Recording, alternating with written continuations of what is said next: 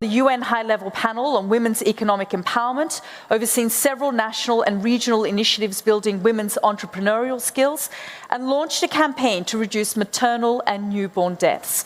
Please join me in welcoming President Hassan to the stage.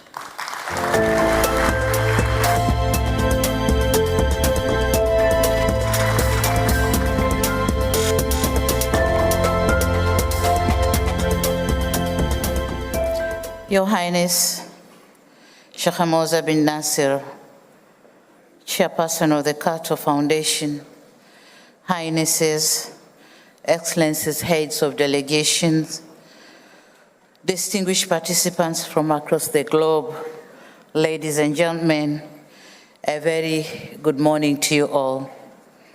At the outset, allow me to express my sincere appreciation to the organizers of this important summit.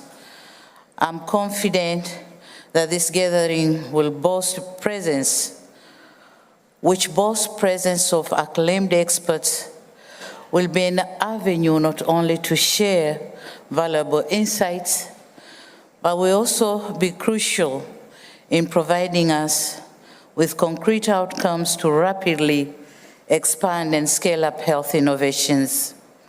In this regard, I wish to commend Her Highness Sheikh Hamza, Chairperson of the Qatar Foundation, for the cordial invitation and for hosting this summit successfully, and has contributed and consistently over the last 6 years, during which time which has contributed immensely to the literature on health issues. In addition, it has played a key role in influencing government policies on achieving universal health care. It is indeed something that should make all of us around the globe extremely proud. The interest of having a fair, equitable, and health globe is clearly reflected in the extensive preparatory work that has gone into this summit and at the range of experts gathered here today.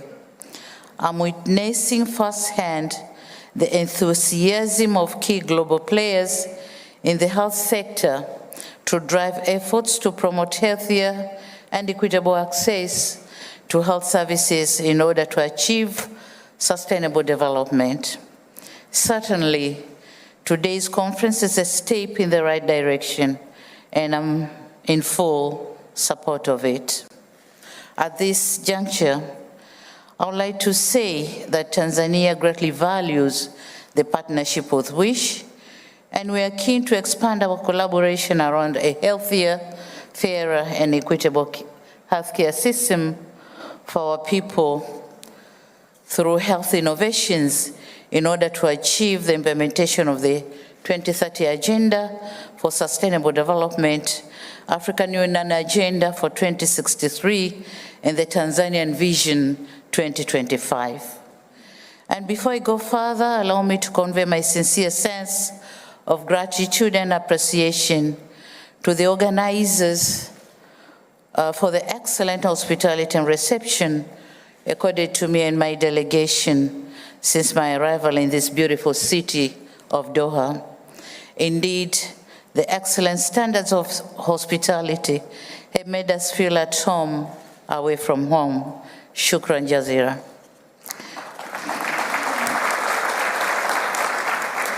Excellencies, ladies and gentlemen, for decades now, many health systems globally have been facing an increasing demand due to changing patterns of demographic, epidemiological, and socioeconomic transitions. Globalization, urbanization, digitalization, climate change, and aging population have overstretched the capacity of health systems to attain health outcomes.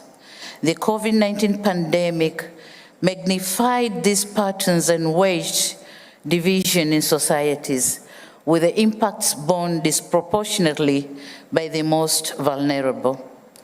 The old adage says, every cloud has a silver lining, and this is the case with the COVID-19 pandemic. Although it has taken so much from us, it has also given us an opportunity to write a new future that is healthier, safer, and fairer. The pandemic provided us with a worthy lesson that health is not a cost to be repressed, but an investment to be prioritized and nurtured. Health forms the core foundation of socioeconomic and political stability. The pandemic provided countries with an opportunity to enhance preparedness and progress towards universal health coverage based on a solid foundation of primary health care. It is disheartening to note that many of the developing countries did not heed the opportunity that COVID-19 provided to undertake an integrated approach, but resorted to fragmented financing, planning, implementing, and monitoring. This approach did not address the prevailing inequalities and disproportionate impact of health emergencies on marginalized and vulnerable populations. Excellencies, ladies and gentlemen, the pandemic's social and economic impacts were felt in myriad ways, making a one-size-fits-all approach to mitigate these effects working inadequately. We often overlook the fact that safe and resilient health facilities need to institute systems, procedures, and capacities that addresses prevention, preparedness, response, and recovery. Why am I saying this?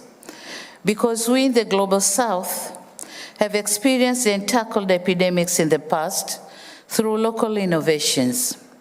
And this story was not the same for COVID-19 pandemic, as most of us waited the vaccines from the West, thinking that that can replace the good or the innovations and resolutions, local innovations and resolutions.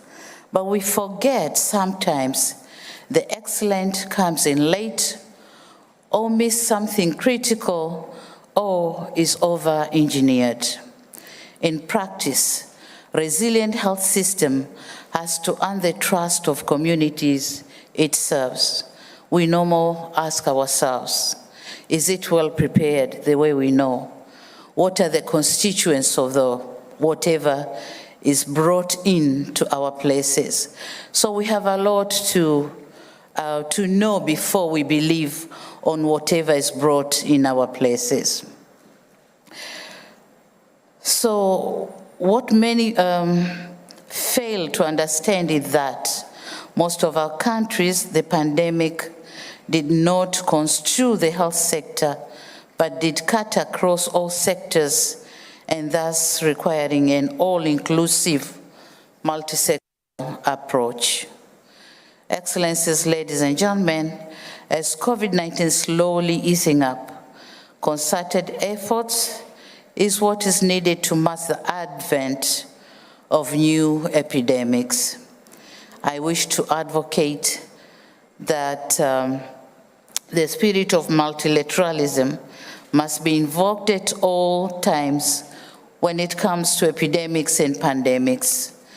The injustice of COVID-19 should not feature in future calamities. The right to vaccine equity should be a right for all, not a right for few privileged, leaving a major part of the world out of the health innovations journey.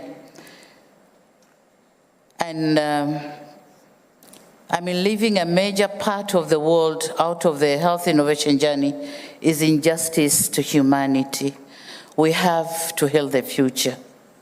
Excellencies, ladies and gentlemen, the future of healthcare sector requires improved health outcomes or innovations. Therefore, local innovators should be encouraged to develop their own sustainable path to improve health outcomes. There's also a need to increase evidence-informed guidance and policies in low and middle-income countries to strengthen health systems and improve their receptiveness to innovations. It is our collective responsibility to design and implement innovation that will improve quality of health or health services according to our circumstances and make healthcare safer and affordable to the population. Excellencies, allow me now to share some few examples from Tanzania. My country experiences in some of the health innovation that have demonstrated impact to the population. Like any other sub-Saharan country in Africa, Tanzania has utilized the opportunity of rapid increase of mobile digital technology to establish various innovative interventions, such as M-Mama mobile platform, which connects the pregnant women to the emergency transport to safer health centers. Manufacturing of mobile incubators is another innovation that facilitates referral of neonates from one facility to another. This initiative has significantly decreased neonatal deaths in one region. The next step is to scale up this innovation to the remaining regions of Tanzania mainland and Zanzibar. These two innovations have significantly served or saved the life of mothers and children. Excellencies, ladies and gentlemen, despite the progress made in innovation in Tanzania and other countries in sub-Saharan Africa, we still face a number of challenges to enable their scale and diffusion within the health system. Such challenges include lack of skilled human capital, infrastructure, and funding to facilitate scaling of innovations, among others. I, therefore, urge you all to take this opportunity to seek ideas and discuss best ways on how we can address these challenges, especially when innovation is focusing to address people's needs and when we use locally available resources in order to minimize cost and ensure sustainability, and when innovation for life-saving conditions are readily available for non-commercial use, and when collaboration is key for success, and innovations that focus to invest on young generation will have bigger impact in future. I once again thank the Carter Foundation for hosting this event. The United Republic of Tanzania is committed to ensuring that innovation will continue to be its priority in health and development. I thank you very much for your kind attention. Thank you very much.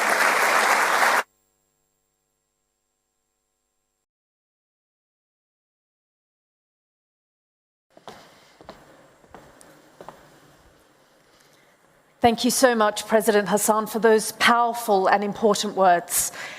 Our next keynote speaker